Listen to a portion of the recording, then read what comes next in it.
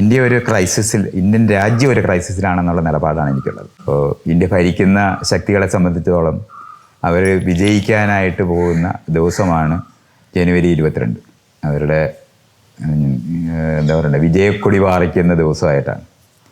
ഞാനതൊരു മതേതര രാഷ്ട്രത്തിൻ്റെ മരണമായിട്ട് കാണുന്ന ദിവസമാണ് ജനുവരി 22. എന്നെ സംബന്ധിച്ചോളം പണ്ടൊക്കെ കരിദിനം എന്ന് പറയുന്നത്, നമ്മൾ കറുത്തവരോടുള്ള വിരോധം ഇവിടെയൊക്കെ പറയാനായിട്ട് ഞാൻ തയ്യാറല്ല. അതുകൊണ്ട് ഒരു മരണ ദിവസമായിട്ട് ഇന്ത്യയുടെ മതേതര രാജ്യത്തിൻ്റെ ഒരു മരണമായിട്ട് തന്നെ ഞാൻ കാണുന്നത്. ബാബറി മസ്ജിദ് ഹിന്ദുക്കൾക്ക് വേണ്ടി തുറന്നു കൊടുത്ത അന്ന് തൊട്ട് തുടങ്ങിയ ഒരു ദുരന്തത്തിൻ്റെ അവസാന സമാപ്തിയായിട്ടാണ് ഞാനത് കാണുന്നത്. അത് രാജീവ് ഗാന്ധിയിൽ ആരംഭിച്ച് മോദിയിൽ അവസാനിക്കുന്നതായിട്ട് അത് വ്യക്തമായി പറയുകയും സംസാരിക്കുകയും ചെയ്യാനായിട്ട് ഈ യാത്ര സഹായിക്കും എന്നാണ് ഞാൻ വിചാരിക്കുന്നത്. BJPയുടെയോ അല്ലെങ്കിൽ മോദിയുടെയൊക്കെ ഒരു ഊർജം ഉൽപ്പാദിപ്പിക്കപ്പെടുന്നത് അമേരിക്കയിലെ ഇന്ത്യക്കാർ തന്നെയാണ് അതിനുള്ള എല്ലാ സാഹചര്യവും ഒരുക്കിയതെന്നും അവരാണ് അതിൻ്റെ ഫണ്ടിങ് സോഴ്സസ് ഉണ്ടാക്കി കൊടുത്തിട്ടുള്ളതും ആശയപരമായിട്ടുള്ള പ്രവർത്തനങ്ങൾ ചെയ്യുന്നതും അവിടുന്ന് നിന്ന് തന്നെയാണെന്ന് ഞാൻ കാണുന്നുണ്ട്.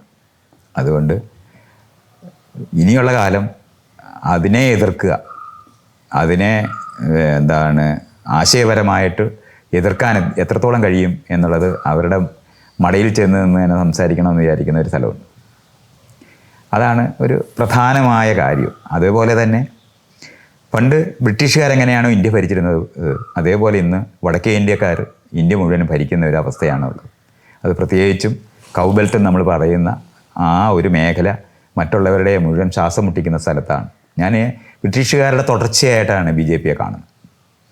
അപ്പോൾ അതുകൊണ്ട് അതിനെ എതിർക്കുകയും അല്ലെന്നുണ്ടെങ്കിൽ ഒരു സോവിയറ്റ് യൂണിയൻ എന്ന് എങ്ങനെയാണോ ഉണ്ടാകുകയും അത് പിൽക്കാലത്ത് ഇല്ലാതാകുകയും ചെയ്തതുപോലെ തന്നെ ആ നിലവാരത്തിലൊരു യൂണിയൻ ഇനിയും തുടരേണ്ട ആവശ്യമില്ല എന്നുള്ള നിലപാടും എനിക്കുണ്ട്.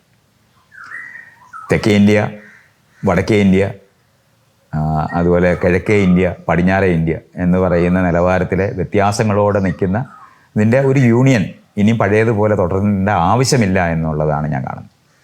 അത് ബ്രിട്ടീഷ് വിരുദ്ധത കൊണ്ടുണ്ടായ യോജിപ്പല്ലാതെ സാംസ്കാരികമായിട്ടോ രാഷ്ട്രീയമായിട്ടോ സാമ്പത്തികമായിട്ടോ ഒന്നും ഒരു തരത്തിലും യോജിപ്പില്ലാത്ത ഒരു രാജ്യങ്ങളുടെ കൂട്ടായ്മയാണ് നമ്മൾ ഇന്ന് ഇന്ത്യ എന്ന് വിളിക്കുന്നത്. അതിനെ ഒന്നിപ്പിക്കുന്ന ഒരു ഘടകവും ഞാൻ കാണുന്നില്ല.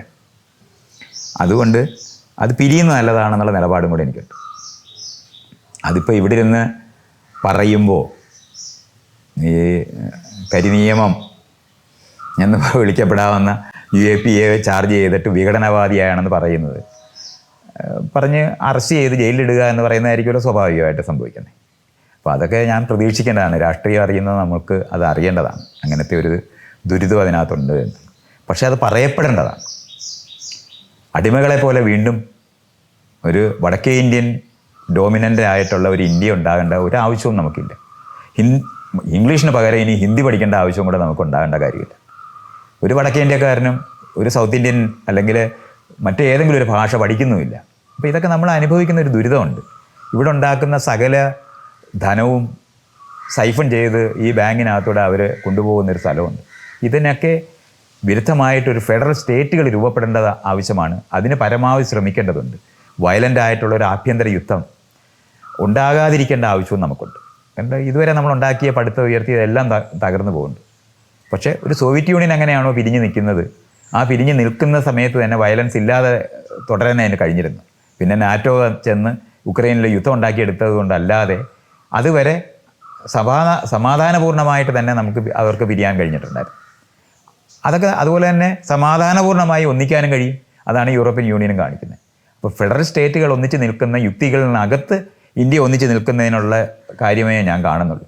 അല്ലാതെ നമ്മൾ വിചാരിക്കുന്നത് പോലെ ഒരു അഖണ്ഡ ഭാരതം ഉണ്ടാക്കാൻ ശ്രമിക്കുകയാണെന്നുണ്ടെങ്കിൽ വളരെ വയലൻ്റായ ഒരു ഭാവി ഇവിടെ ഉണ്ടായി വരും എന്ന് ഞാൻ കാണുന്നുണ്ട്.